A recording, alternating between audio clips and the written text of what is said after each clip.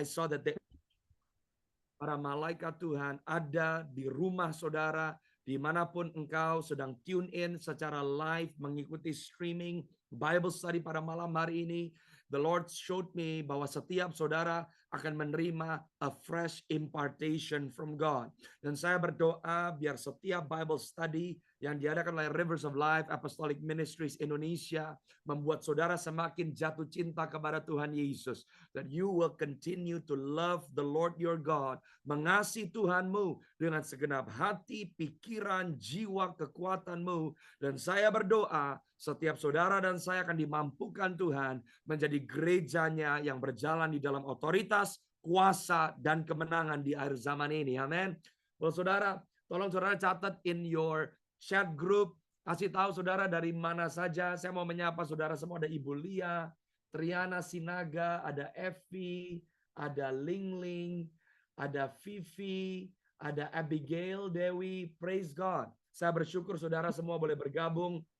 Oh, ada yang dari Hong Kong. Praise God. Dari Surabaya, dari Philadelphia, dari Jakarta, Bitung. Saya mau memberikan apresiasi kepada tim Rivers of Life Apostolic Ministries, MC yang saudara lihat tadi, Regita Langi adalah kepala staf kami yang ada di kota Manado. I want to give a big God bless you untuk Rexi dan Via, powerful worship dari tim yang ada di Manado. Selamat datang Susi dari BSD Serpong. God bless you. Ada yang saya sudah pernah bertemu sebelumnya, ada yang belum pernah bertemu. Semoga nanti di bulan Juni, minggu depan saya akan berangkat ke Indonesia. Ada beberapa rangkaian pelayanan. Please pray for us. Saya rindu bertemu dengan saudara. Kalau saudara bisa hadir di kota Manado tanggal 3 dan 4 Juni. Limited seats, hanya 50 orang. Tapi saya untuk yang ada di kota Manado, sekitar Sulawesi Utara, please come. Saya akan ada on-site di sana dan it's gonna be more of a mentoring time. Personal prayer, personal prophecies.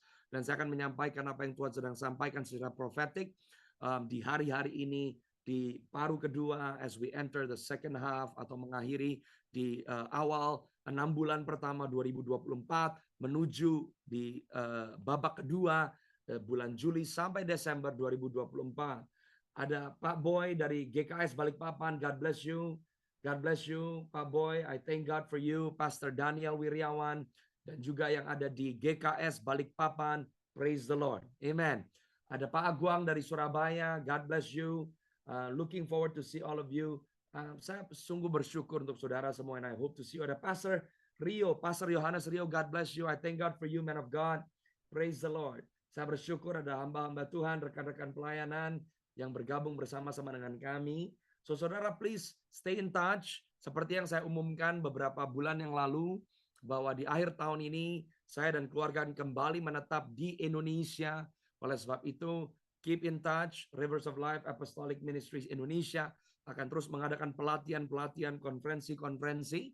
Tapi di bulan Juni ini, saudara, saya sekali lagi izinkan untuk mempromosikan tanggal 7 dan 8 Juni 2024. Saudara jangan lewatkan. Kalau engkau bisa hadir di kota Surabaya, konferensi ini akan diselenggarakan oleh Lighthouse of Prayer and Worship.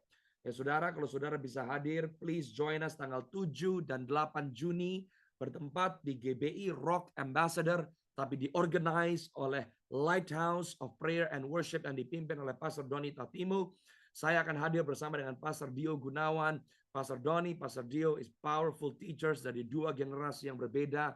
And the Lord gave the team the spirit and power of Elijah. Saya percaya saudara akan diberkati. There will be an encounter prophetic night. Kalau saudara di Jawa, di Pulau Jawa, di Jawa Timur, Surabaya, please join us. Kalau saudara ada di kota Jakarta, masih ada 15 sampai 20 seats yang available. Saudara jangan tunda lagi, please join us at the upcoming RGLM conference. Oke, saudara, yang akan diselenggarakan oleh Pastor Leonardo Siamsuri dari Gereja Kemuliaan Sion Light to the Nations di kota Jakarta. Saya rindu bisa berjumpa dengan saudara semua. Praise the Lord. Sama-sama katakan praise the Lord. Saya percaya saudara, Anda semua mengalami kebaikan Tuhan selama minggu yang berlalu. Di dalam minggu yang baru ini, saya tahu hari Selasa malam di Indonesia. God bless you. Ada Olivia, Pastor Anggi dari Kendari, Sulawesi Tenggara. God bless you. I thank God for you. Thank you for being here, for joining us for our Bible study. Dan saya berdoa malam hari ini saudara diberkati oleh kebenaran firman Tuhan. Apa yang kita mau selalu junjung tinggi adalah kebenaran firman Tuhan. Dan bagi Yesus segala hormat, pujian, kemuliaan dari dulu sekarang sampai selama-lamanya. Saya menyapa teman-teman dari GPSDI Alpha Omega yang ada di Sulawesi Utara. I thank God for you. Saya nggak tahu apakah malam hari ini dari GPSDI Alpha Omega yang ada di Kota Mobagu, di Ongkau, dan juga di Bolang Mongondo. Ya, kalau saudara ada di Ambang khususnya, kalau saudara hadir, may the Lord bless each one of you. Ada Kristi dari GPSDI Bitung. May the Lord bless you. May the Lord bless you. May the Lord bless you abundantly. Amen. Amen. Saya berdoa malam hari ini, saudara. You know, the Lord just spoke to me. Saya mau berdoa kiranya buat saudara semua yang bergabung malam hari ini, if you're going through any stress, mental issues, I pray Tuhan akan melepaskan His spirit of freedom and liberty. Dan saya berdoa kebenaran firman Tuhan akan memberikan kepada saudara kekuatan yang baru, memberikan kepada saudara satu semangat dan gairah yang baru. Dan saudara akan berjalan dengan iman yang berkata bahwa bersama dengan Tuhan, saudara akan melakukan perkara-perkara yang besar dan ajaib. Amen. Haleluya. Praise the Lord. Let's get into our Bible study pada malam hari ini. Mari buka sama-sama dengan saya dari Yeremia pasal yang ke-33. Nah, saudara, tadi di dalam worship, tim worship menyanyikan The Lord is our Jehovah Jireh. Nah, the Lord is our Jehovah Nisi. Dia adalah Jehovah Shalom, Jehovah Rapha, Jehovah Shammah, Jehovah Sabaoth. Saudara, kalau saudara mempelajari kebenaran firman, banyak nama dari Tuhan yang diperkenalkan kepada kita. Saudara harus tahu the name of God is powerful. Kenapa? Karena nama di bahasa Ibrani-nya, waktu Tuhan memperkenalkan sebuah nama, di dalam sebuah nama ada atribut, karakter, dan otoritas. So when we talk about the name of God, waktu kita berbicara tentang nama Tuhan, kita sedang membicarakan tentang otoritas, atribut, karakter dari nama tersebut. Tuhan Yesus Kristus diberikan oleh Bapa Surgawi. Di dalam kitab Filipi kita baca, nama di atas segala nama. Di dalam nama itu ada kuasa kelepasan. Di dalam nama Yesus ada otoritas. Di dalam nama Yesus ada karakter Tuhan. Suatu saudara dan saya mengenal Yesus. Makanya saudara dan saya tidak bisa hanya mengenal Yesus secara religius. Kita tidak bisa mengenal Yesus hanya secara liturgi, tapi saudara harus mengalami perjumpaan dengan pribadi tersebut. Sebab the name of Jesus carries the authority of God. Nama Yesus membawa otoritas ilahi. Nama Yesus membawa pribadi Tuhan semesta alam yang diperkenalkan kepada saudara dan saya. Begitu luar biasanya, saudara. Waktu saudara dan saya mengalami perjumpaan dengan Tuhan, saudara dan saya diperkenalkan kepada Sang Pencipta seluruh jagat raya. Oh, haleluya. Betapa berharganya saudara dan saya. Diberikan sebuah kesempatan, diberikan sebuah kehormatan. Makanya arti hidup ini adalah mengenal Tuhan dan mengenal Tuhan dengan benar. Yang mau dan mengerti katakan amin. Saudara, banyak seringkali kita tahu tentang Jehovah Rapha, Tuhan yang menyembuhkan, Jehovah Jireh, Tuhan yang menyediakan, Jehovah Shammah, Tuhan yang menyertai, Jehovah Nisi, panji-panji keselamatan kita. Tapi ada satu nama yang tiba-tiba beberapa minggu yang lalu, di khususnya tanggal 9 April 2024, di mana tuh saya sedang mengendarai mobil saya menuju ke gereja untuk doa pagi di hari Selasa, tanggal 9 April 2024. Tiba-tiba Tuhan bicara kepada saya dari Yeremia 33, dan Tuhan mulai mengajarkan saya tentang namanya, yaitu Jehovah Tsidkenu. Jehovah Tsidkenu di bahasa Indonesianya, nanti saudara akan lihat di Yeremia 23, adalah Tuhan keadilanku. Tapi saudara, sebetulnya di bahasa Indonesianya kurang tepat, sebab kalau kata adil, di bahasa Inggrisnya Jehovah Tsidkenu adalah the Lord our righteousness, ya, atau kebenaran. Nah, di dalam kata kebenaran pun di bahasa Inggris ada dua bahasa, righteousness dan truth. Kebenaran firman truth, tapi righteousness itu bicara tentang kebenaran dari karakter Tuhan. Sedangkan kalau saudara bicara tentang keadilan, kata adil di bahasa Inggrisnya ada dua. Satu, justice, ya, keadilan, pengadilan. Nah, kata adil, ada nama Tuhan kita di Alkitab yang diperkenalkan kepada kita, the Lord, Tuhan keadilan kita, Jehovah Mishpat.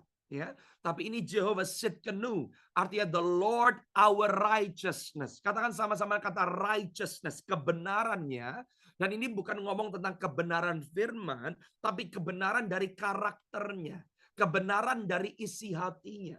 Hari ini saya excited untuk Bible study ini karena waktu kita akan baca sama-sama di Yeremia 33 tentang, dan kita akan mau belajar tentang Jehovah Tsidkenu. Saya mau melepaskan secara profetik janji-janji Tuhan. Di dalam ayat-ayat firman yang akan kita baca hari ini, ada banyak janji-janji kebenaran firman untuk keluargamu, untuk kesehatanmu, untuk hidupmu. Dan makanya saya berdoa in this special Bible study hari ini, engkau akan tahu bahwa engkau memiliki arti dan harga yang sangat mahal di dalam Tuhan. And saudara saya, I want to talk prophetically di bulan Mei ini, mungkin beberapa dan banyak dari saudara yang merasa kenapa sepertinya berat yang saya alami. Kenapa sepertinya kok lagi ada banyak hal-hal gonjang-ganjing yang terjadi, erupsi gunung yang ada di ruang, dan banyak sekali hal-hal yang terjadi secara global. Tapi di tengah-tengah goncangan yang ada, gereja Tuhan yang ada di dalam kerajaan yang tidak tergoncangkan akan maju dan bersuara supaya dunia melihat bahwa di dalam gereja Tuhan ada pengharapan di tengah-tengah keadaan yang mencekam. Yang mengerti katakan amin, saudara. Wow. Now, kita buka sama-sama terlebih dulu di Yeremia 33, dan kita akan mulai dari ayat yang ke-14. Oke, saya akan mulai dari ayat yang ke-14. Saudara, kalau kita belajar tentang Jehovah Tsidkenu, Tuhan sedang mau menyampaikan the power of covenant. Ada kuasa waktu Anda memiliki perjanjian dengan Tuhan. Ya, orang-orang yang prophetic. Nah, dinamika pelayanan Rivers of Life Apostolic Ministries, apa yang Tuhan percayakan kepada saya adalah membawa dinamika apostolik dan prophetic.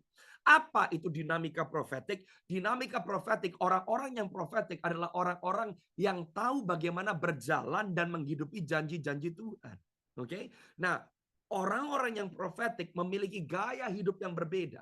Sebab orang-orang yang memiliki gaya hidup yang berbeda akan mendapat akses khusus. Nah, di ayat 14 Yeremia 33 sampai ayat yang 18, perhatikan. Sesungguhnya waktunya akan datang. That's prophetic. And I'm prophesying kepada saudara. Saya menubuatkan kepada saudara yang bergabung pada malam hari ini dan yang nanti akan nonton di YouTube lewat YouTube channel Michael David Jeremiah Wijaya atau Michael DJ Wijaya, bahwa waktunya akan datang, bahwa Tuhan akan menepati janji yang telah dikatakan kepada kaum Israel dan kaum Yehuda. Haleluya. Satu ayat firman Tuhan itu harus membuat saudara bergelora, because the Bible says, Tuhan berkata, apa yang dia katakan? Aku akan menepati janji yang telah kukatakan kepada kaum Israel dan kaum Yehuda. Pada waktu itu dan pada masa itu, aku akan menumbuhkan tunas keadilan bagi Daud. Dan ia akan melaksanakan keadilan dan kebenaran di negeri. Kenapa Tuhan punya janji untuk bangsa Israel dan juga untuk kaum Yehuda? Karena dia ingat janjinya kepada satu orang yang namanya Daud. Siapa Daud, saudara? Daud adalah penyembah. Daud adalah orang-orang yang berjalan in covenant. Daud mengerti bagaimana menghargai hubungan covenant perjanjian yang dia buat dengan Tuhan. So prophetic people are covenant people. Haleluya. Kalau saudara mau tahu seluruh kebenaran Tuhan dan berjalan di dalamnya, saudara harus tahu the nature atau karakter Tuhan kita. Dan saudara harus belajar hidup di dalam perjanjian yang dia sudah buat dengan saudara dan saya, keturunan-keturunan Daud secara ilahi. Yang mengerti katakan amin, saudara. Apa sih janji yang Tuhan mau berikan buat saudara hari ini? Perhatikan ayat 16. Pada waktu itu Yehuda akan dibebaskan. Saya mau bernubuat kepada setiap orang tua yang masih bergumul untuk anak-anaknya, untuk cucu-cucunya, bahwa semua yang ada di dalam generasi keluargamu akan ditebus oleh Tuhan. Anak-anakmu yang masih kecanduan narkoba, anak-anakmu yang masih jauh dengan Tuhan, anak-anakmu yang masih terjerit dan terjelimet atau yang masih terikat dengan hal-hal yang mungkin saudara sudah berdoa bertahun-tahun dan saudara belum melihat ada jawaban. But I'm declaring to you bahwa anak-anakmu akan dibebaskan. Kelepasan akan menjadi bagian dari keluargamu. Dan dikatakan Yerusalem akan hidup dengan tentram. I am prophesying setiap rumah tangga, hubungan suami dan istri, hubunganmu dengan anak-anakmu, hubunganmu dengan saudara-saudaramu. The Lord is showing me right now, ada salah seorang saat ini, seorang perempuan yang sedang ikut in this Bible study, Anda sedang mengalami problem dengan saudaramu yang laki-laki.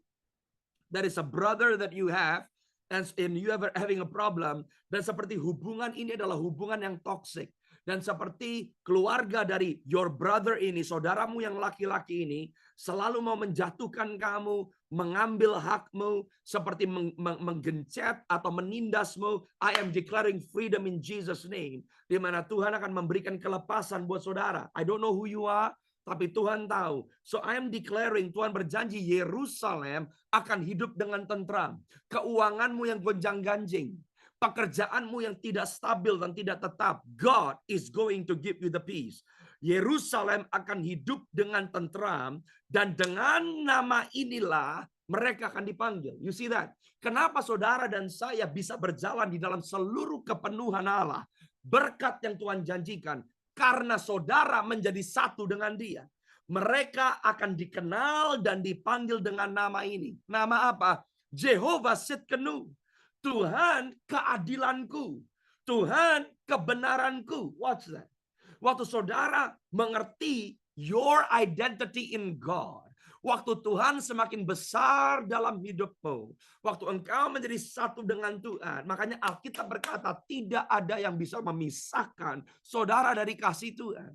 And it is not a slogan. Bukan hanya saudara slogan mencoba untuk positif, mencoba menghibur diri di tengah-tengah tekanan. No, akan tiba saatnya di mana hidupmu akan berjalan di dalam kemenangan yang sangat spektakuler, sehingga orang lain tidak bisa mengenal saudara dan saya karena pribadi kita lagi, tapi dengan bangga kita akan berkata, my God is inside of me. Oh, haleluya. Jehovah Tsidkenu, Tuhan keadilan kita. Sebelum kita bahas ya, 17. Sebab beginilah firman Tuhan. Wow, kalau Tuhan janji sama seorang penyembah, kalau Tuhan janji sama seseorang yang mengerti bagaimana menghargai perjanjiannya dengan Tuhan, sebab beginilah firman Tuhan, keturunan Daud tidak akan terputus duduk di atas tahta kerajaan kaum Israel. Haleluya. Satu kali Tuhan membuat janji dengan saudara, janji Tuhan berlaku kepada semua generasi setelah saudara. You see how powerful is that? Saudara nggak usah menghidupi siklus dari kegagalan nenek moyangmu, kegagalan orang tuamu, kegagalan kakekmu, nenekmu, buyutmu. Tapi Tuhan berkata, keturunan Daud tidak akan terputus duduk di atas kerajaan kaum Israel. Saya mau beritahu, kerajaan kaum Israel bukan hanya bicara tentang the physical kingdom yang ada di dunia. Sebab Yesus tunas yang turun, Yesus yang sulung, Yesus yang diutus oleh Bapa, yang membawa kerajaan Israel kepada kekekalan. Sifatnya adalah kekekalan. Artinya apa? Keturunan saudara dan saya akan selalu memiliki posisi di tahta Allah yang maha tinggi. Doa anak-anakmu didengar oleh Tuhan. Doa keturunanmu didengar oleh Tuhan. Yang mau dan mengerti katakan amin, saudara. Ayat 18. Dan keturunan imam-imam orang Lewi. Oh, glory.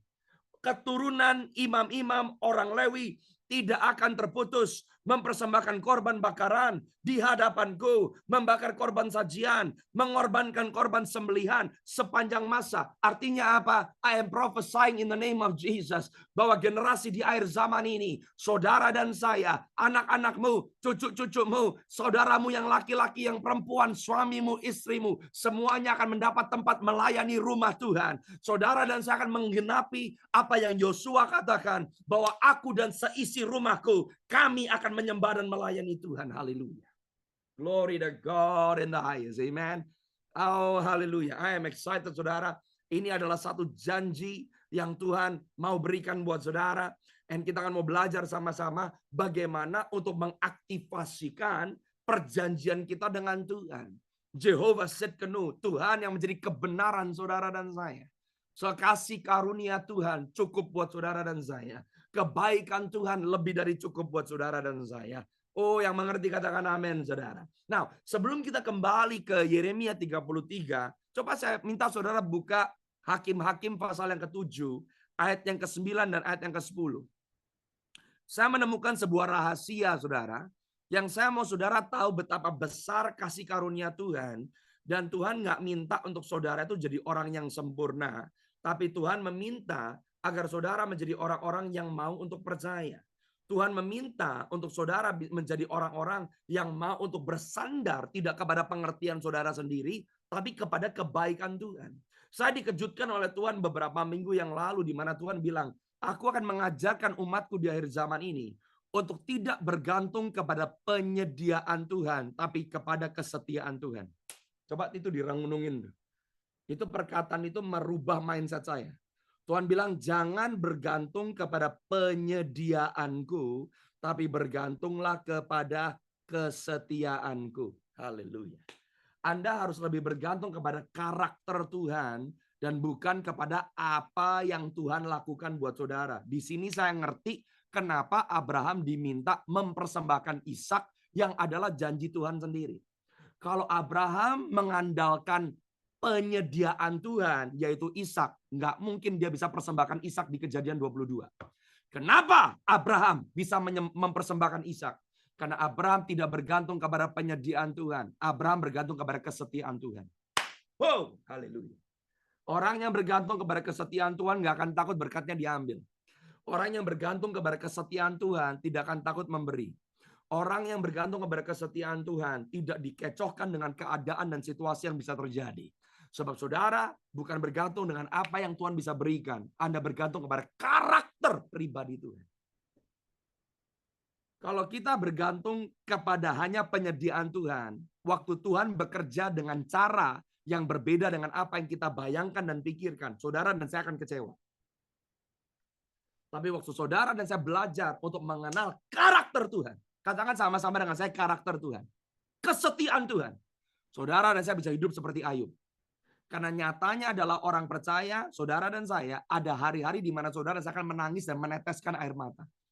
Tapi orang yang mengerti kesetiaan Tuhan, baru bisa berkata Roma 8:28, bahwa Tuhan turut bekerja dalam segala hal untuk mendatangkan kebaikan. Waktu saudara dan saya bergantung kepada kesetiaan Tuhan, bukan penyediaan Tuhan. Badanmu masih bisa sakit, belum disembuhkan. Tapi you hold on to the faithfulness of God and not the provision of God. Maka saudara dan saya akan menjadi orang yang berubah. Menjadi seperti Yesus. Haleluya. That's a secret. Amin, saudara. Nah, waktu saudara diminta oleh Tuhan untuk menjadi kuat, saya tuh belajar. Tuhan tuh nggak minta saudara dan saya jadi sempurna. Daud tuh bukan orang yang sempurna, saudara. Tapi Daud dikenal sebagai seseorang yang mengejar hati Tuhan. Someone who's after God's heart. Orang yang mengejar hati Tuhan tuh bukan orang yang sempurna. Orang yang mengejar hati Tuhan itu bukan orang yang berarti nggak pernah gagal, nggak pernah takut, ya. Kalau saudara lihat di Hakim-Hakim pasal yang ke-7, ini saya nggak akan bahas sekarang, hanya satu klip yang saya mau kasih karena ini memberkati. Tapi ini adalah salah satu pesan yang nanti akan saya sampaikan di RGLM Future Shapers, keseluruhan pesannya. Tapi perhatikan baik-baik. Saudara pasti tahu di Hakim-Hakim pasal yang ke-7, waktu Gideon membawa tentara yang besar, katakan sama-sama tentara yang besar. Ada dua seleksi yang terjadi. Betul ya saudara? Seleksi yang pertama adalah, kalau kamu takut, kamu pulang. Makanya ayat firman Tuhan bilang di perjanjian baru, banyak yang dipanggil tapi sedikit yang dipilih. Ngerti nggak? Yang datang berkumpul kepada Gideon itu banyak. Tapi seleksi pertama, kalau kamu takut, kamu pulang. Seringkali seleksi pertama dalam hidup kita itu saudara, itu keputusan kita loh. Nggak usah tunggu Tuhan uji. Keputusan saudara dan saya mau berani maju atau enggak, mau berani bayar harga atau enggak, itu menentukan saudara dan saya dikualifikasi atau didiskualifikasi. Itu testing pertama yang ikut Gideon. Kalau kamu takut, pulang. Testing kedua, baru dia katakan, perhatikan Gideon, bagaimana cara mereka minum. Ujian yang pertama, masing-masing menentukan. Ujian yang kedua, Tuhan yang menentukan. Ini ngomong tentang kedewasaan rohani ini. Nanti saya bahas, nggak sekarang ya. Tapi di testing yang pertama, Tuhan bilang, yang takut suruh pulang. Yang nggak berani, suruh pulang. Yang pulang banyak, saudara. Nah, perhatikan. Hakim-Hakim 7, ayat yang ke-9 dan yang ke-10. Setelah 300 orang terseleksi, 300 orang siap jalan dengan Gideon. Saya bingung saudara, ayat 9 dan 10. Seleksi pertama, kalau kamu takut, pulang. Betul ya? Yang setuju tolong lambaikan tangan supaya saya bisa lihat muka saudara. Ya, seleksi pertama ya. Kalau kamu takut pulang, sekarang baca ayat yang ke-9 dan 10. Pada malam itu berfirmanlah Tuhan kepada Gideon, bangunlah, turunlah, menyerbu perkemahan itu, sebab telah kuserahkan orang-orang Midian ke dalam tanganmu. Tetapi jika engkau takut untuk turun menyerbu. Gideon takutnya. Takut loh. Tetapi jika engkau takut untuk turun menyerbu, turunlah bersama dengan Pura bujangmu ke perkemahan itu. Saya tanya sama Tuhan. Beberapa ayat di atasnya orang takut disuruh pulang. Tapi ini Gideon takut, nggak disuruh pulang.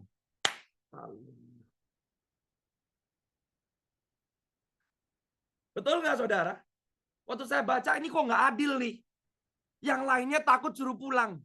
Yang ini takut, tapi Tuhan bilang, kalau kamu takut nggak apa-apa, bujang kamu bawa sama kamu. Di situ Tuhan bicara sama saya. Waktu Tuhan berkata kepada saudara, jangan takut. Tuhan nggak mau saudara dan saya pura-pura nggak takut. Saudara ngadepin masalah bisa takut nggak? Bisa. Saudara ngadepin hari esok yang nggak menentu, deg-degan nggak? Deg-degan. Bagaimana saudara dan saya bisa melawan ketakutan itu? Saudara bisa deg-degan, saudara bisa ketakutan, Tuhan nggak masalah, saudara takut, tapi asal engkau tetap mau melangkah di dalam ketaatan dan percaya. Oh, Gideon takut, tapi Tuhan bilang, Gideon, kamu terus maju. Waktu kamu lemah, waktu kamu takut, aku yang tolong kamu di sini. Saya pelajari saudara, pura. Katakan sama-sama dengan saya pura. Katakan sama-sama dengan saya pura. Ternyata kata pura di bahasa Ibrani-nya artinya tunas. Haleluya. Oh, saya mendapatkan satu pesan profetik, saudara. Saudara baca di Yeremia 33 tadi bahwa Yesus adalah tunas yang membawa kebenaran dan keadilan. Waktu Gideon ketakutan, Tuhan bilang kamu bawa bujangmu yang namanya pura. Dan nama pura di bahasa Ibrani artinya tunas. Kalau Anda baca Yesaya 11 ayat yang pertama sampai ayat yang kedua, Tuhan berkata bahwa dia adalah tunas yang turun diutus oleh Bapa dan 7 roh Allah ada atas sang tunas itu, yaitu Yesus Kristus. Artinya apa? Waktu saudara takut tapi engkau mau melangkah, engkau mau taat, engkau mau berkata, Tuhan aku takut, aku nggak tahu, aku nggak pasti, aku nggak punya kepercayaan diri, tapi aku mau memilih untuk bergantung kepada Tuhan. Saya mau beritahu, maka Tuhan Yesus sendiri yang akan muncul di samping saudara. Dia yang akan menguatkan saudara, menghibur saudara, memberikan kepada saudara pertolongan yang engkau perlukan supaya engkau bisa menang di dalam setiap medan pertempuran hidupmu. Wow, haleluya. Glory. Tahu nggak saudara, dari kitab Kejadian sampai Wahyu, Anda bisa lihat kehadiran Yesus dari semua kitab yang ada di dalam kitab suci. Dari kehidupan pura, saya melihat di situ Yesus Kristus Tuhan saudara dan saya. Sang tunas itu. Dia menyertai saudara dan saya. Anda takut? Tuhan akan bilang, jangan takut, aku beserta dengan kamu. Yang mau katakan amin, saudara. That is the power of covenant. Itu kalau saudara ngerti karakternya Tuhan. Dia bukan Tuhan yang kejam loh. Dia bukan Tuhan yang minta kesempurnaanmu loh. Tapi yang dia minta adalah hati yang mau senantiasa remuk di hadapan Tuhan. You can do all things to Christ. Saudara bisa melakukan segala perkara, dapat engkau tanggung karena Tuhan yang ada di dalam kehidupanmu. Yang mengerti katakan amin, saudara. Oh, glory to God. He is Jehovah Tsidkenu. Tuhan kebenaranmu, Tuhan keadilanmu, Tuhan yang berperang buat saudara, kebaikan Tuhan, kasih setia Tuhan cukup buat saudara dan saya. Yang mengerti katakan amin, saudara. Nah, sebelum kembali ke Yeremia 33, saya mau kasih beberapa ayat terlebih dahulu. Anda diberkati so far. Yesaya 61 ayat yang 10. Ini saya mau bicara nih, saudara lihat, makanya kehidupan saudara dan saya orang Kristen harus upgrade. Katakan upgrade, upgrade.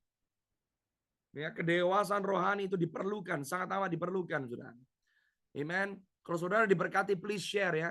Kalau belum subscribe, please subscribe to the YouTube channel. Kalau saudara diberkati, linknya bisa dikirim ke saudaramu. Kalau ada undangan untuk Bible study, saudara bisa ajak orang-orang. We pray that the truth, karena kami rindu suara kebenaran, firman. Katakan sama-sama firman.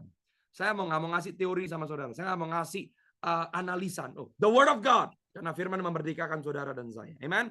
Yesaya 61. Anda lihat Yesaya 61. Pergi sama-sama dengan saya ke ayat yang 10, saudara. Oke. Pergi sama-sama dengan saya ke ayat yang 10. Yesaya 61 ayat yang 10. Ini ngomong tentang maturity in God. Ngomong tentang righteousness. Katakan sama-sama ke righteousness ya. Kebenaran. Oke, apa itu kebenaran?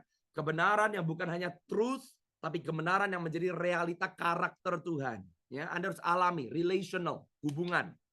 Ayat ke-10 Yesaya 61 berkata, aku bersukaria di dalam Tuhan, jiwaku bersorak-sorai di dalam Allahku, sebab ia mengenakan pakaian keselamatan kepadaku.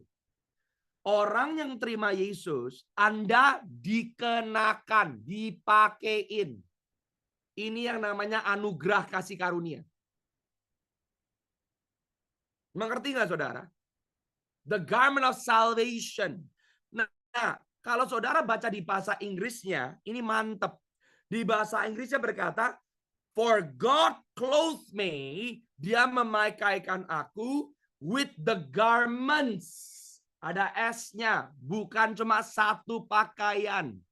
Tuhan mengenakan pakaian lepas pakaian dari keselamatan. Come on. Makanya orang terima keselamatan di dalam Yesus tidak hanya nunggu masuk surga. When you put on salvation, ada banyak baju yang datang dengan keselamatanmu. Jalan keselamatan cuma satu, Yesus, nggak ada yang lain.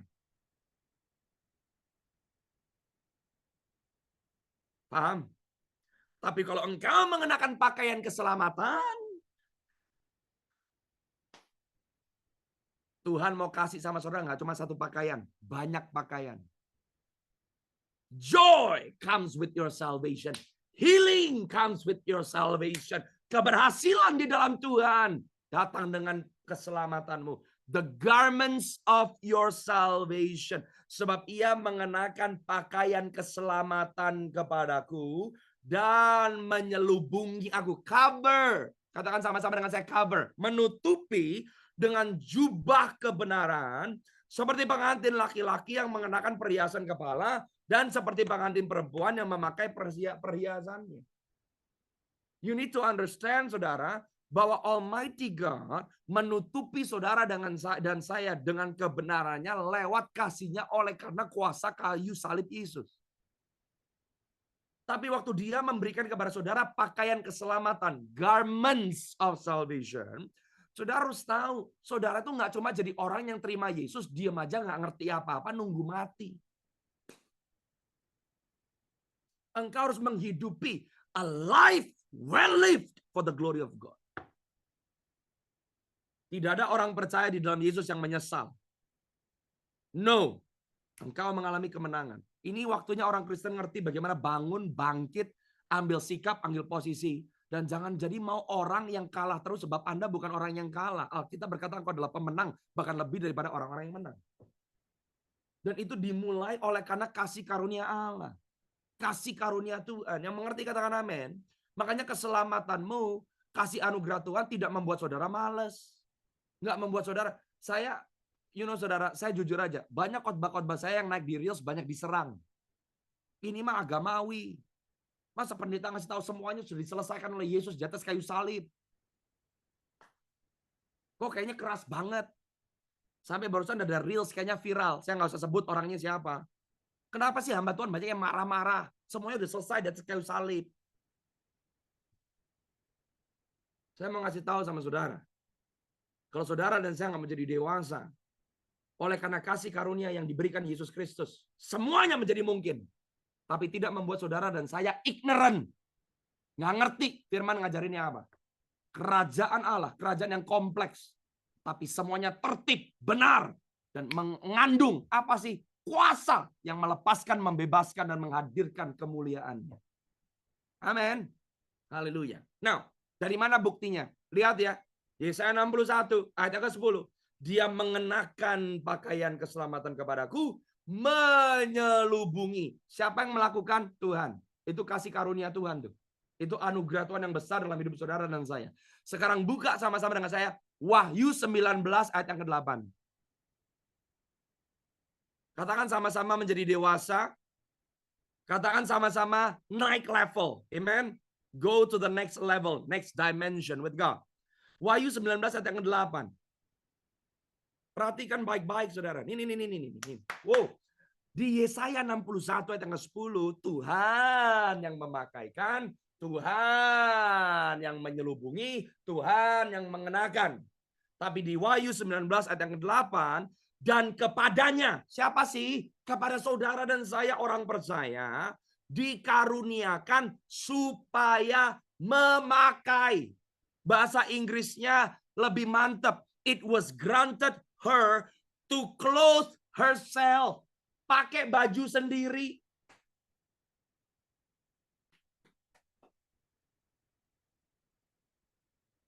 Ngerti nggak? Anak saya masih 2 tahun. Belum bisa pakai baju sendiri. Makanya saya pakein. Kalau saya nggak pakein baju, kedinginan masuk angin. Betul nggak saudara? Kalau saya nggak pakein baju kepada anak perempuan saya, dia dipermalukan. Kalau saya nggak pakein baju ke anak saya, dia telanjang. Waktu saudara dan saya pertama terima Yesus, engkau belum tahu siapa dirimu. Kamu belum tahu janji Tuhan itu apa.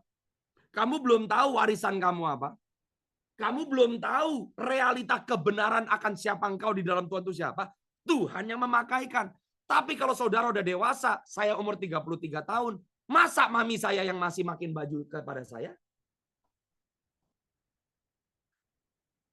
You see, semakin engkau dewasa di dalam Tuhan, God gives you responsibility. Ini the power of free will. Saudara tahu nggak sih hak bebas itu sangat berkuasa? Hak bebasmu memilih Tuhan waktu nggak nyaman. Hak bebasmu memilih Tuhan waktu saat, oh my goodness Tuhan, ini korban nih. Itu menyenangkan hati Tuhan.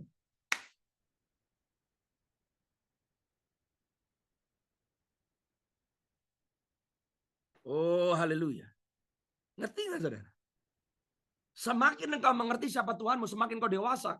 Kenapa sekarang Tuhan memberikan, God granted her to clothe herself. Dan kepadanya dikaruniakan, dikasih permisi, dikasih otoritas supaya memakai kain lenan halus.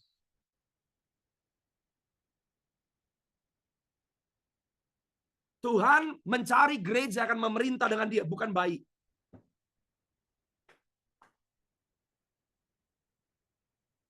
Do you understand what I'm saying ya? Kalau engkau tahu bagaimana to put on, now saudara yang pakai. You use the authority of God. Anda pakai otoritas yang ada di dalam Tuhan, yang ada di dalam saudara. Apa sih lenan halus? Waktu saya pelajari lenan halus. Lenan halus beda sama jubah, sama kain yang ada di Yesaya 61. Lenan halus, kalau saudara mau tahu lenan halus apa? Secara sejarah saudara, lenan halus itu adalah kain yang mahal yang dipakai sama orang-orang kaya. My God. Waktu saudara bertumbuh dewasa dengan Tuhan, sekarang Tuhan bilang, I give you authority supaya semua janjiku untuk umat manusia yang hilang, now you put it on, di mana engkau bisa berkata, as for me and my house, I will see the blessings of God akan turun dari generasi lepas generasi. Itu nggak cuma ngomong duit loh saudara.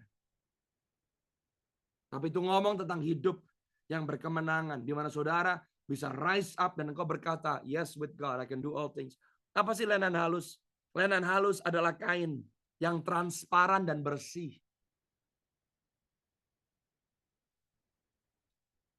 Kunci kebesaran saudara bukan koneksi. Kunci kebesaran saudara bukan karena apa yang kau miliki, maka jangan down. Jangan pernah bandingkan dirimu kepada orang lain. Jangan lupa sama Mazmur 24. Siapakah yang boleh naik ke atas gunung Tuhan? Apa sih yang ada di atas gunung Tuhan? Tahta Allah. Siapa yang boleh naik ke atas gunung kudus Tuhan? Orang yang bersih tangannya dan murni hatinya. Kain lenan halus adalah kain yang bersih dan murni. Kain yang transparan dan murni. Waktu orang Kristen belajar untuk terus hatinya bersih di hadapan Tuhan, transparan hidupnya. Semakin dewasa, semakin transparan apa adanya. Saudara nggak mau menghibur diri, oh ya yang penting Tuhan baik ya. No, waktu Anda perlu bertobat, Anda berkata, Tuhan aku bertobat. Waktu Anda perlu berubah, Anda berkata, Tuhan aku mau berubah. Waktu Anda berkata, Tuhan jadikan aku seperti yang kau kehendaki. Waktu Anda semakin transparan dan bersih, otoritas Tuhan meningkat dalam hidup saudara. Yang mengerti katakan amin. Oh Jehovah Tsidkenu, the Lord our righteousness. Amin saudara. How to walk in it. Sekarang pertanyaan begini kan. Gimana caranya tuh berjalan di dalam janji Tuhan ini? Yeremia 33, 14-18 tadi. Kaum Yehuda akan dibebaskan. Kota Yerusalem akan tentram. Keluargamu diberkati. Anak-anakmu dilawat oleh Tuhan, dimerdekakan oleh Tuhan. Semuanya melayani Tuhan. Itu janji Tuhan, pegang. Bagaimana Anda bisa menghidupinya? Masih kuat ya saudara ya? Kira-kira 20 menit lagi, oke? Yang masih kuat kasih saya semangat. Katakan praise the Lord. Haleluya. Kalau saudara berkati katakan praise the Lord. Amen. Kembali ke Yeremia 33. Saya kasih tahu rahasianya yang Tuhan katakan. Bagaimana untuk hidup di dalam realita Jehovah Tsidkenu. Supaya Anda bisa berkata, Tuhan adalah kebenaran dan keadilan. The Lord our righteousness. Gimana supaya saudara bisa menghidupi itu? Yeremia 33 ayat yang pertama. Dilihat nih. Oh, haleluya. Kenapa sekarang saudara nangkep ya? Kenapa dimensi profetik itu penting? Dimensi profetik merubah cara pandang, gaya hidup seseorang. Oke? Orang-orang yang sisa. Katakan sama-sama dengan saya, aku mau berbeda. Katakan sama-sama dengan saya, aku mau jadi sisa-sisanya Tuhan. Karena you know what? Orang-orang yang berjalan di dalam seluruh kepenuhan Allah, nggak banyak. Nggak banyak. Saudara akan dibilang aneh, saudara akan dibilang terlalu ekstrim. Tapi yang penting Anda hidupi yang menjadi rencana-rancangan Tuhan dalam hidupmu. Itu yang paling penting. Amen. Now watch this ya. Gimana supaya saudara bisa menghidupi ayat 14-18. Dan Anda bisa berkata, the Lord is my righteousness. Ayat 1. Datanglah firman Tuhan untuk kedua kalinya kepada Yeremia ketika ia masih terkurung di pelataran penjagaan itu. Watch. Siapa orang-orang akan berjalan di dalam kebenaran Tuhan, kemuliaan Tuhan, keadilan Tuhan? Orang-orang yang tetap kuat, teguh, yang mampu mendengar suara Tuhan, yang mendapat kunjungan-kunjungan ilahi, meskipun sepertinya Anda ada di dalam keadaan tawanan. Kapan suara Tuhan ini datang ke Yeremia? Bukan waktu dia lagi minum teh, bukan waktu dia lagi minum kopi, bukan waktu dia lagi di pekarangan rumahnya, waktu dia masih ditawan, waktu dia masih di penjara, waktu dia masih diopresi, waktu dia masih ditekan. Di situ firman Tuhan datang untuk kedua kalinya kepada Yeremia. Saya mau kasih tahu, the prophetic anointing di akhir zaman ini akan turun kepada orang-orang yang gigih, yang tidak pantang menyerah, yang tetap berdiri di tengah-tengah tekanan. Oh, haleluya. Oh, haleluya. Saudara, watch. Mau saudara di dalam keadaan baik, nggak baik, lagi ngadepin masalah, lagi diincer orang, lagi dicemooh, lagi dihina, lagi ngalamin problem, lagi ditekan. Whatever situation you are at, waktu pertolongan orang nggak bisa nyampe sama saudara, suara Tuhan akan nyampe kepada saudara. Haleluya. Paham nggak saudara? Tuhan mau generasi yang profetik loh. Yang mampu mendengar suara Tuhan dan menyampaikan firman. Watch. Buat Yeremia yang ada di penjara, kok masih bisa bernubuat? Kalau saudara mau dipercayakan oleh Tuhan dengan firman-Nya, dengan perkataannya, dengan kuasanya, dia membutuhkan orang-orang yang gak gampang cengeng, nangis, pengen mundur, bunuh diri, give up. Sebab dunia akan mencoba untuk membungkam mulutmu. Dunia akan mencoba membungkam mulut gereja Tuhan. Dunia akan mencoba membuat gereja Tuhan pasif. Tapi saya mau beritahu, waktu suara Tuhan sampai kepada saudara, dan saudara respon terhadap suara Tuhan, lebih daripada apa yang kau hadapi, di dalam apa yang kau lihat secara lahiriah, maka kuasa Tuhan akan melepaskan saudara. Amin. Ini powerful. Tuhan bikin janji loh. Kalau kamu berseru kepadaku, maka aku akan menjawab kamu. Yeremia menjadi agen membawa pengharapan kepada bangsa yang dibuang, bangsa yang tertindas, waktu dia sendiri pun masih ditindas. Ini ngomong tentang kasih. Kasih Tuhan beroperasi dalam kehidupan seseorang. Waktu Anda bisa memperkatakan pengharapan kepada orang lain, meskipun dirimu sendiri membutuhkan pengharapan.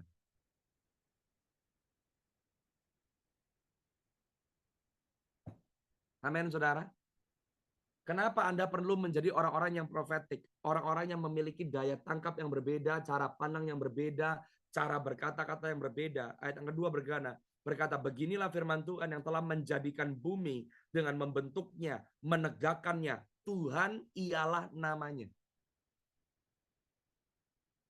Kenapa sih Tuhan lagi mencari orang-orang yang profetik, orang-orang yang mau kuat di dalam Tuhan? Kenapa Anda harus memiliki the prophetic anointing? Perhatikan, satu ayat ada 4 ciri khas Tuhan yang diperkenalkan. Beginilah firman Tuhan yang telah menjadikan bumi. The Lord who made the earth. Prophetic people bisa melihat apa yang Tuhan sudah capai, selesaikan, menangkan buat saudara.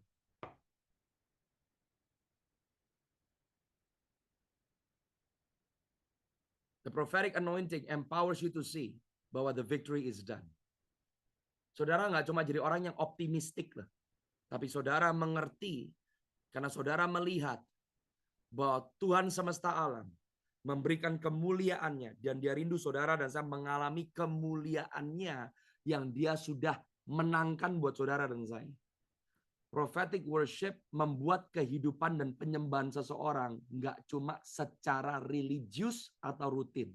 Tapi Anda menyembah Tuhan karena Anda tahu bahwa dia memang layak menerima glory. Nomor 2 dikatakan firman Tuhan yang telah menjadikan bumi dengan membentuknya dan menegakkannya. Jadi yang pertama Tuhan yang membentuk bumi. Yang nomor 2 Tuhan yang menegakkan bumi.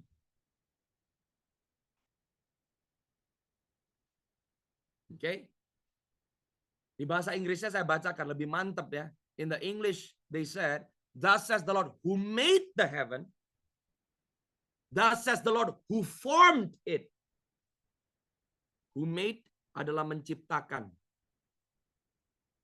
Yang nomor 2 membentuknya. So tadi saya kasih yang nomor 1 menjadikan ya.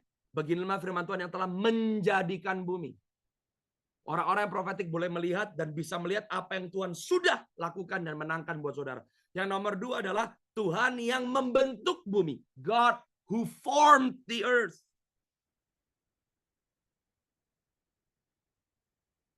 When you are a prophetic person, saudara nggak cuma tahu apa yang Tuhan sudah lakukan buat saudara, tapi saudara akan mulai belajar untuk mengenali apa yang Tuhan sedang bentuk dan kehendaki lewat kehidupan saudara.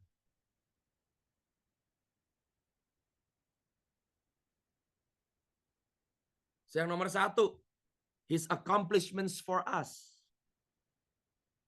Tapi orang-orang yang prophetic, orang-orang yang menyembah Tuhan dengan cara pandang yang diperbarui, saudara akan mulai mengenali apa yang sedang dia bentuk lewat hidup saudara dan saya.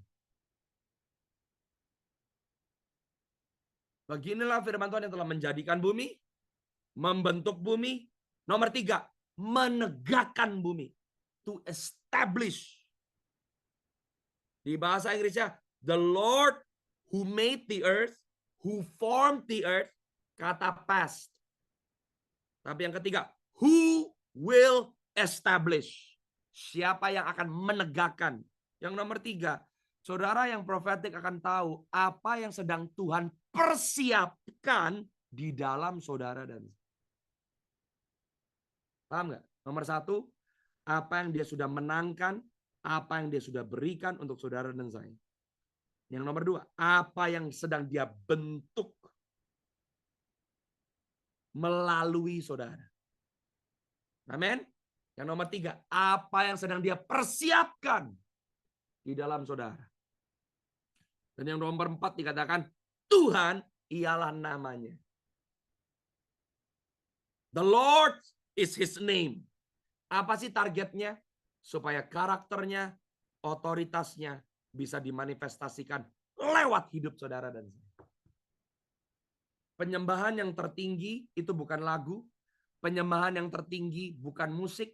Tapi penyembahan yang tertinggi adalah waktu saudara dan saya memanifestasikan kemuliaannya setiap hari. Itu penyembahan. Orang-orang yang memanifestasikan Tuhan, you are worshiping God every day. Karena siapa yang terima glorinya? Dia. Waktu hidupmu berhasil, itu korbanmu untuk Tuhan. Waktu hidupmu mencerminkan Kristus, itu korbanmu untuk Tuhan. Waktu engkau menyatakan kemuliaan kuasa Tuhan, engkau menjamak kehidupan orang-orang yang lain, orang yang sakit sembuh lewat hidupmu, orang yang depresi dibebaskan lewat hidupmu, you are giving the worship to him. Karena semuanya dari dia, melalui dia, dan untuk dia. Apa sih jalannya? Hidup saudara dan saya.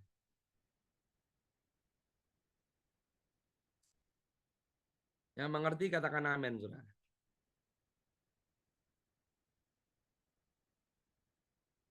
Yang mengerti katakan amin, saudara. Oh, haleluya.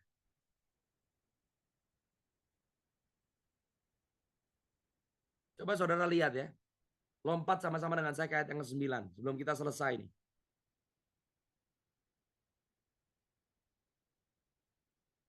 Saya percaya ini adalah salah satu bagaimana Tuhan akan mengajarkan the art of spiritual warfare. Sebenarnya saudara bisa mengalahkan musuh-musuhmu. Waktu engkau hidup di dalam kebenaran Tuhan, perjanjianmu dengan Tuhan. Apa sih yang akan terjadi? Ini peperangan rohani tingkat tinggi. Yeremia 33 ayat 9. Dan kota ini akan menjadi pokok kegirangan, ternama, terpuji, terhormat bagiku di depan segala bangsa di bumi yang telah mendengar tentang segala kebajikan yang kulakukan kepadanya. Waktu saudara diberkati, waktu saudara terhormat, waktu saudara terpuji, waktu saudara ternama, waktu saudara mengalami kebaikan Tuhan, apa yang Alkitab katakan, maka mereka, musuh-musuh saudara, akan terkejut, gemetar, karena segala kebajikan dan segala kesejahteraan yang kulakukan kepadanya. Ada satu dimensi waktu hidup saudara dan saya sama-sama dengan Jehovah Sidkenu, hidup di dalam perjanjian dengan Tuhan, menghidupi kebenaran Tuhan, maka musuh saudara dan saya akan lari terbirit-birit, bukan karena saudara dan saya bahasa roh, bukan karena kita doa semalaman suntuk, bukan karena kita bahasa roh sampai tenggorokan kita sakit. Waktu hidup kita ada di dalam kepenuhan Tuhan, musuh saudara dan saya akan dikalahkan lewat hidup yang diberkati.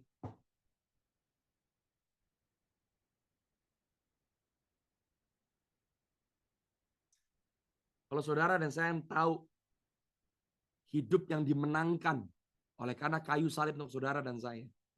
Diberkati nggak cuma supaya kaya. Diberkati nggak cuma supaya punya ini, punya itu. Tenang, nggak kepikiran. No, itu cara pikir dunia. Orang-orang yang diberkati menaklukkan kuasa kegelapan dan melepaskan realitas kerajaan Allah di muka bumi.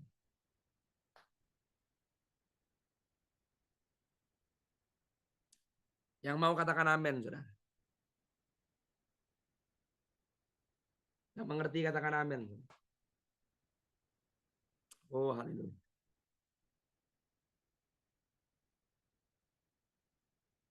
Masih ada bagian yang kedua sebetulnya dari pesan yang saya mau sampaikan. Tapi saya rasa saya mau berhenti di sini dulu. Until the next time. Kalau saudara baca di ayat yang ke-10 dan ayat yang ke-11, saudara akan lihat ada bermacam-macam suara. Ini ngomong tentang prophetic worship. Different voices, different sound. Yang akan naik di hadapan Tuhan di akhir zaman ini. Tapi saya minta saudara coba renungkan terlebih dahulu. Kita nggak masuk di bagian ayat yang ke-10 dan selanjutnya. Saudara, kalau saudara lihat ada suara kegirangan, suara sukacita, suara pengantin laki-laki, suara pengantin perempuan, suara orang-orang yang mengatakan. That's the sound of the end time church. Gereja yang berkemenangan punya suara. That's prophetic worship. Tapi kita bahas lain kali, saudara. Tapi saya minta saudara untuk mengerti Jehovah Tsidkenu, the Lord God our righteousness. Dia adalah kebenaranmu, dia adalah keadilanmu. Amin. Artinya apa saudara? Don't give up. Tapi biar realitas kebesaran Tuhan lebih nyata dari keadaan apapun yang sedang kau hadapi. Mungkin engkau seperti Yeremia, engkau masih tertawan, engkau masih mengalami problem yang sama, masalah yang sama. Tapi suara Tuhan akan datang kepada saudara untuk kedua kali. The goodness and the mercies of God. Kebaikan dan kasih setia Tuhan. Bersandar kepada kesetiaan Tuhan dan bukan hanya kepada penyediaan Tuhan. Bersandar kepada kesetiaan Tuhan bukan hanya kepada berkat Tuhan. Bersandar kepada kesetiaan Tuhan dan bukan hanya kepada kesembuhan yang Tuhan bisa lakukan. Ini ngomong tentang apa? Kedewasaan. Bagaimana kita diubahkan untuk mengenal siapa dia. Karakternya, isi hatinya. Tuhan sudah memakaikan kepada saudara pakaian lepas pakaian keselamatan. Dia memakaikan jubah kebenaran atas saudara. Tapi saya berdoa seperti yang tertulis di kitab Wahyu. Yang kita baca sama-sama tadi pasal ke-19 ayat ke-8. Di mana saudara dan saya akan memakai lenan halus. You will walk in authority. Kalau engkau tahu siapa engkau di dalam Tuhan. Maka saudara akan punya otoritas untuk memakai lenan halus. Hati yang murni. Hati yang tulus. Tangan yang bersih di hadapan Tuhan. Dan saudara naik ke atas gunung kudus Tuhan. Amin. Tuhan punya rencana yang besar buat hidupmu. Saya berdoa apapun yang menjadi tanggung jawab Tuhan dalam hidupmu. Di dalam rumah tanggamu, di dalam pelayananmu, di dalam semua aspek hidupmu. I pray Tuhan memampukan engkau untuk tahu ada janji-janji Tuhan yang menanti. Dan janji-janji ini tidak dihidupi 10 tahun kemudian saudara. Tapi mulai hari ini. We can live in the fullness of the promises of God. Yang mau katakan amin saudara.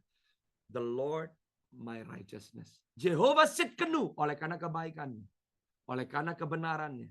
Oleh karena keadilannya. Amin saudara. Yang mau katakan amin. Come on, angkat tanganmu tinggi-tinggi. Mulai arahkan mata hatimu. Mulai berdoa. Sabara sotereki shikaralamanda. Urabakatiribu sinda. Aku berdoa untuk setiap hamba-hambamu Tuhan. Yang bergabung di Bible study pada malam hari ini. Oh Lord, I thank you. I see in a vision. Seperti yang saya lihat waktu pujian penyembahan berlangsung tadi sebelum kita memulai Bible study.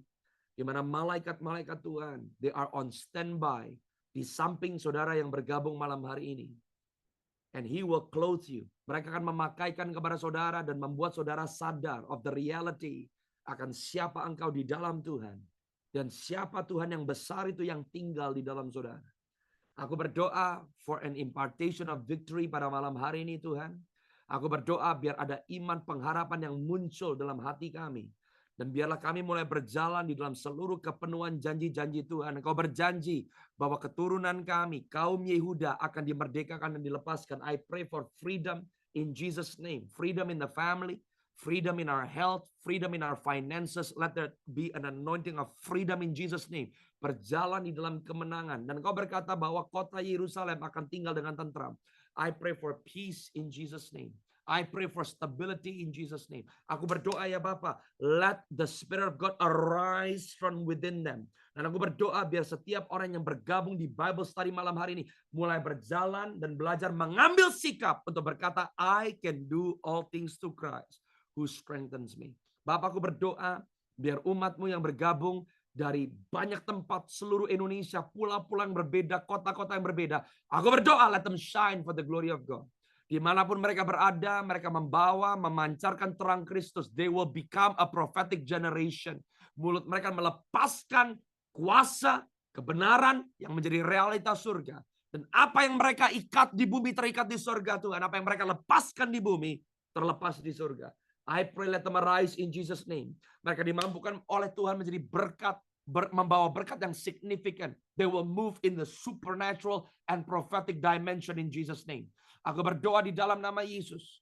Aku berdoa Tuhan form the sound of heaven di dalam mereka. Supaya suara mereka mendengungkan, menyampaikan kebenaran-Mu. Dan tangan mereka kau urapi Tuhan. Kaki mereka kau urapi. Ke setiap tempat yang mereka injak, di sana penyertaan Tuhan ada bersama dengan mereka. Waktu mereka menumpangkan tangan mereka, mengarahkan tangan mereka, apa yang mereka pegang dengan tangan mereka, Tuhan kau buat berhasil. Engkau membuat apa yang mati menjadi hidup. I release that anointing tonight in the mighty name of the Lord Jesus Christ. Terima kasih Tuhan. Malam hari ini aku berdoa. Saya terus melihat ada depresi, kata depresi. Somebody is being depressed. Engkau sudah tidak keluar dari rumah beberapa minggu lamanya, dan I perceive in my spirit, ini dimulai khususnya di bulan Maret tahun ini. Be free in Jesus' name. I pray, I rebuke the spirit of depression, oppression, mental health, mental sickness in the mighty name of Jesus. Be healed, be restored by the power of God. Mulai ambil beberapa detik ke depan, saudara, buka mulutmu, katakan terima kasih Tuhan. Just worship God. Just praise God. Mulai perkatakan siapa dia buat saudara. Mulai berkatakan, He is my Jehovah Jireh, Tuhan yang menyediakan. Come on, begin to speak faith. He is my Jehovah Rapha, Tuhan yang menyembuhkan. He is my Jehovah Nisi, Tuhan panji-panji keselamatanku. Come on, bless the name of Jesus. Lembroku shikata. Malaikat-malaikat surgawi diaktifkan oleh karena suaramu. When you glorify God, the angels begin to be mobilized. Waktu engkau memuliakan Tuhan, para malaikat akan mulai diutus. They will begin to go. Malaikat-malaikat surgawi, they are mobilized by your sound and by your voice. Aku berdoa a prophetic generation will rise in Indonesia, Tuhan. Aku berdoa di dalam gereja-gereja Tuhan yang ada. Bring us into a deeper level of worship, Lord. Di mana pujian penyembahan kami bukan hanya rutin, Lord, bukan lahir dari karena ketidakpercayaan, but we worship God because we know you are the same yesterday, today, and forever. Kuasamu tidak terbatas dan Engkau adalah Allah yang sama dari dulu, sekarang, sampai selama-lamanya. Terima kasih. Let there be signs, miracles, wonders yang dimanifestasikan Tuhan di dalam dan melalui kehidupan setiap kami. Dan kami mau jadi berkat dan jadi suara kebenaran Tuhan di akhir zaman ini. Aku lepaskan berkat-Mu Tuhan untuk hamba-hamba-Mu. Diberkati setiap saudara. Angkat tangan. I want to speak blessings over you. In the name of the Lord Jesus Christ, may the Lord bless you and keep you. The Lord make His face to shine upon you and He be gracious to you. The Lord lift up His countenance upon you and He gives you peace in Jesus' mighty name. I perceive in my spirit. Ada seseorang di tempat ini. Suddenly Tuhan He just flashed before me Markus, di Markus pasal yang keempat. Seperti halnya di mana Danau Galilea dibuat tenang oleh Tuhan. I see specifically one of you will have a testimony di mana di minggu ini problem, pergelutan yang kau alami, ada satu ketenangan. God is going to finish it off for you this week. And this will become your week of victory. Dan aku berdoa Tuhan bukan hanya untuk satu pribadi ini. Tapi orang-orang yang mendengarkan suaraku saat ini Tuhan, I pray that this word gives them that promise, Lord. Bahwa mereka akan melihat apa yang tadinya stuck, apa yang tadinya keras dan tidak bisa berkutik, tidak bisa bergeming. Let there be a supernatural intervention from God. Biar mereka diberkati. Aku berdoa untuk mereka istirahat malam hari ini Tuhan. Di malam hari ini, Lord, give them dreams and visions. Berikan mimpi-mimpi yang ilahi, penglihatan-penglihatan yang ilahi. Show them the glories of God. Show them the glories of God. There is somebody here. Somebody here akan mendapatkan mimpi. I see this another woman. Engkau akan mendapatkan mimpi and God will speak to you about your children. Engkau khawatir untuk anak-anakmu, and I perceive there is 2 children, 2 boys. God is going to give you the dream menjadi pegangan bahwa Tuhan akan bekerja di dalam kehidupan kedua anak laki-lakimu. Dan kedua anak laki-lakimu akan bertumbuh besar dan mereka akan dikhususkan untuk pekerjaan Tuhan yang dahsyat dan luar biasa untuk hormat dan kemuliaan nama Tuhan. So Father, I release this word right now. Dan kami berikan segala hormat, pujian, syukur kami hanya kepada nama di atas segala nama, nama Yesus yang layak. Terima kasih Bapa, we love you and honor you. Di dalam nama Tuhan Yesus, semua yang diberkati sama-sama katakan amin. Saudara, God bless you. Terima dengan iman. Hopefully in the next time kita akan bahas. Tapi saya percaya nanti di khotbah-khotbah di waktu yang Tuhan tetapkan, I will share the second part of this message. Kiranya Tuhan memberkati. He is your Jehovah Tsidkenu. Katakan sama-sama Jehovah Tsidkenu. The Lord our righteousness. Dia kebenaranmu, dia keadilanmu. Tuhan yang berperang buat saudara. Kebaikannya, kasih setianya cukup buat saudara. Saudara, please stay tuned. Kalau saudara belum subscribe on the YouTube channel, please subscribe. Subscribe to our social media. Support our ministry. Kalau saudara mau menabur, saya tahu tim kami akan memberikan tayangan di screen, saudara bisa lihat. Please sow. We need your support untuk mengadakan training saudara, untuk mission, Di bulan November, tim kami akan berangkat ke NTT. Kalau saudara mau ikut in our mission trip, kami akan bekerja sama dengan Best Church dan juga ada satu denominasi di NTT. Dan saya akan mengadakan 2 hari KKR di sana. Kalau saudara mau bergabung just to join us for a mission trip, saudara bisa WhatsApp, saudara bisa comment, saudara bisa send a message in Instagram, support our ministry. So saudara, dan saya berdoa, saudara yang menabur di dalam pelayanan ini, God will prosper and bless you. Dan saya mau mengatakan terima kasih untuk setiap dukungan yang saudara berikan kepada kami, taburan saudara. Kalau saudara punya pokok-pokok doa, kami punya prayer team. Rivers of Life, Apostolic Ministries Indonesia punya prayer team yang mendoakan pergumulan, pokok-pokok doa saudara. So send us your prayer team as well. Amen. It's good to see all of you. Sampai berjumpa di kesempatan yang berikutnya.